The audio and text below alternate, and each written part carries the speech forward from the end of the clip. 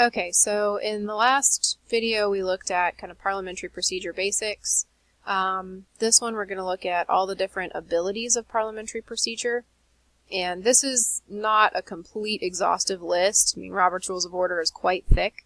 But these are the main ones that you need to know. And what I mean by a parliamentary ability is an ability is something that will take some sort of action. The first one we're going to talk about, and probably the one that most people recognize the most, is the main motion. So this presents a new idea or item of business to the group. And it's used to get group approval for a new project or some other course of action, whatever that might be. Only one main motion can be on the floor or before the group at one time. It is debatable, so people can talk about it, discuss it, all that stuff. It is amendable. Remember, amend means to change, so it can be changed in some way, shape, or form.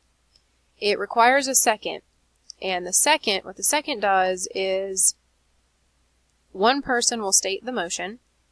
I move that the fundraiser be held this coming weekend. Great.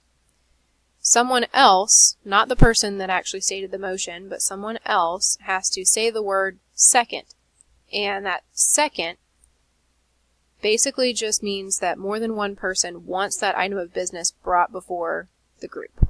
So one person states the motion, another person says second. Once they second the motion, then it is discussed. If no one seconds the motion, then it's not believed that more than one person wants an item of business before the group, so the group is not going to discuss it, and they're going to move on to something else. So it does require a second, and it also requires a simple majority vote. And a simple majority is just one more than 50%. So steps to make a main motion.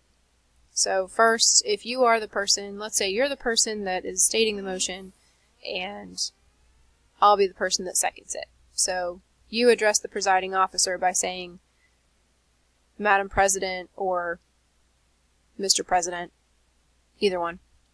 The chair will then recognize you to speak, and they'll say, go ahead. You would state the motion. I move that the fundraiser be held this coming weekend. Then I would say, second. And then the motion is discussed. So the entire group is able to discuss the motion, talk about it, talk about the pros and cons. Maybe we should hold it this weekend. Maybe we should amend the motion and say that it will be held next weekend. Something like that. Once the motion is discussed about and discussion has died down, then the motion is voted on, and then the chair would announce the result of the vote. So discussion or debate gives members opportunities to discuss pros and cons of the main motion. This is also when a motion could be amended in some way, shape, or form, is during discussion.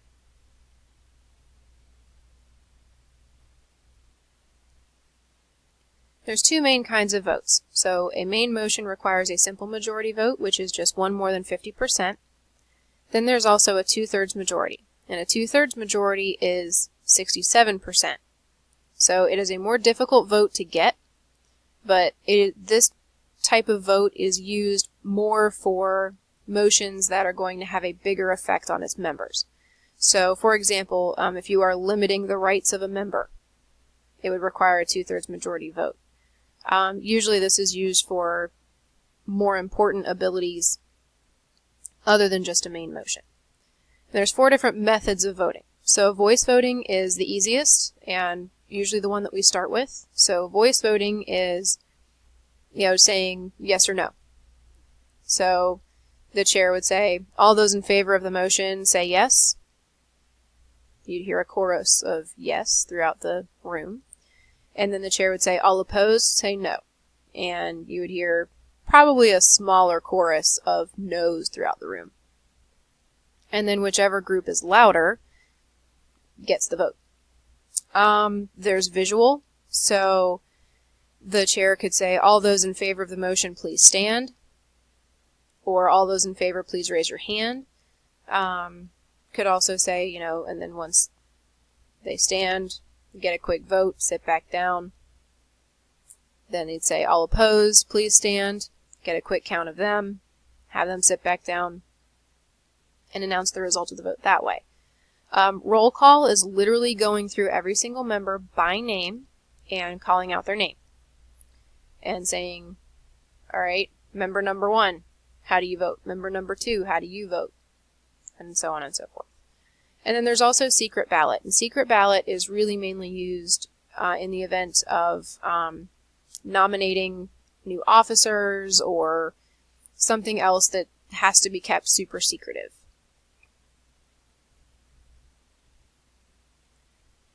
So moving on to some other parliamentary abilities. So amendment, this is to change a motion by striking out, adding, or substituting words. And this is typically done during discussion on a main motion. An amendment is debatable, so it can be discussed. It is amendable, so you can amend an amendment. It does require a second and a simple majority vote. Appeal. So an appeal changes a decision that is made by the chair. So let's say you have a voice vote and the chair says, all those in favor of the motion, please say yes. And you hear the chorus of yeses. And then the chairperson says, okay, all those opposed, please say no. And you hear a chorus of no's. And you think it's close. And the chair calls the vote and says the yeses have it. And you're sitting there thinking to yourself, I don't know. I don't know if I agree with that. I'm not sure. You could say, I appeal the decision of the chair. Basically what you're stating is, I think the no's might have had it. I think we might need a counted vote. Or something of that nature. It is debatable.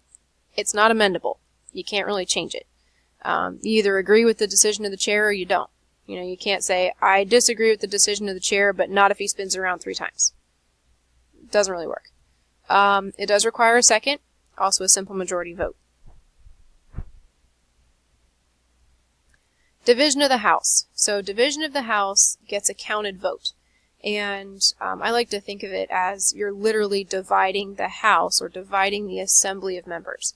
And you're literally counting all those in favor and all those opposed. It's not debatable, and it's not amendable. If someone calls for a division, you're counting a vote, and you're counting it right then. So a member that's actually wanting a division of the House, you don't have to be recognized by the chair to speak, so you don't have to address the presiding officer, nothing like that. You literally just stand and say, division. And you have to be loud enough so that everybody can hear you. Alright, referring to a committee. So this places the motion with a committee to gather more information and then report back to the group at a later time. Referring to a committee is debatable.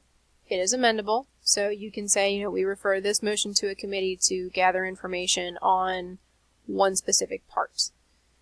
It does require a second, also a simple majority vote. In a motion to refer a motion to a committee, it should include the following. Okay, so it needs to include the number on the committee. So the fundraising committee has 4 members. They are appointed by the president, so you have to tell how they are appointed.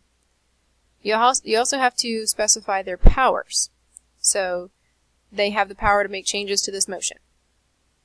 Or not. You also have to specify their duties. So they have the power to change the motion. They have to get more information on the cost of this fundraising problem or project. And then also it has to include when to report back. They will report back at our next meeting to be held 1 week from today. Something like that. Alright, moving the previous question. Moving the previous question is one of those motions, or abilities rather, that requires a 2/3 majority vote. And previous question means to stop discussion and vote. It's really hard to do that. I mean, I'm sure you guys know at this point, once you get a group of people talking, it's really hard to get them to stop. And discussion really is a big part of Parli Pro. So stopping it is a big deal. It's not just a simple majority thing. I mean, you have to have a 2/3 majority of people that says, all right, yeah, we're willing to stop talking about this. Let's go ahead and vote. It's tough to do. really the whole point of discussion is to flush out all the pros and cons of a motion. So to cut it off abruptly is difficult and not recommended. But moving the previous question is not debatable, it's not amendable. So you don't get to talk about it, you don't get to change it. It does require a 2/3 majority vote, so literally what you have to do is if someone moves the previous question, you have to go ahead and vote on whether or not you're going to vote on the main motion. I know that sounds confusing, but it is what it is. Alright, point of order. So this is used to correct a parliamentary mistake. This is where your parliamentarian comes in if you're looking at this from an FFA standpoint. It's not debatable, it's not amendable, does not require a second, nor does it require a vote. Right? A member simply says, I rise to a point of order. At this point, the parliamentarian would step in and say, yes, there was a mistake, or no, there was not.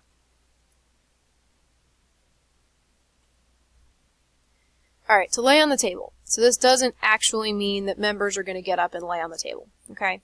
This really means to postpone a motion to the next meeting. So basically what you're saying is, we're not ready to completely discuss this motion right now. Let's hold off until our next meeting. It's not debatable. It's not amendable. You either want to postpone it or you don't. It does require a second. It also requires a simple majority vote. And the motion must be taken from the table at the next meeting to be discussed. That's kind of the deal. You're not just going to continue to put it off and continue to put it off and continue to put it off. The wording for this one would be, I move to lay this motion on the table.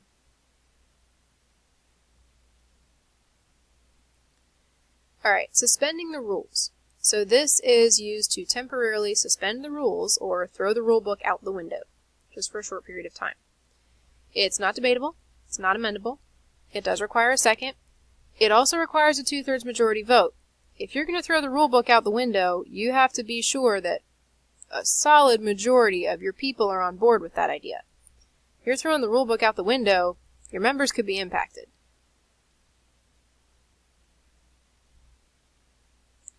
Alright, and to adjourn. This is everyone's favorite because it means to close the meeting. It means let's be done and go home. It's not debatable. It's not amendable. You either want to close the meeting or you don't. It does require a second. It also requires a simple majority vote. Typically this one's pretty clear cut as to what people want to do. If someone presents a motion to adjourn, the assembly has to address that motion before they address anything else. Okay, so a motion to adjourn takes precedence over everything. It doesn't matter what other motions are on the table. If someone wants to quit and leave, you have to figure out if you're going to quit and leave. And on that note, let's quit and leave. This is it for this week as far as FFA abilities and leadership skills that we want to discuss with Prepared Public Speaking and also Parley Pro. As always, please let me know if you have any questions. I would be happy to answer them either in person or via email. Thanks, guys.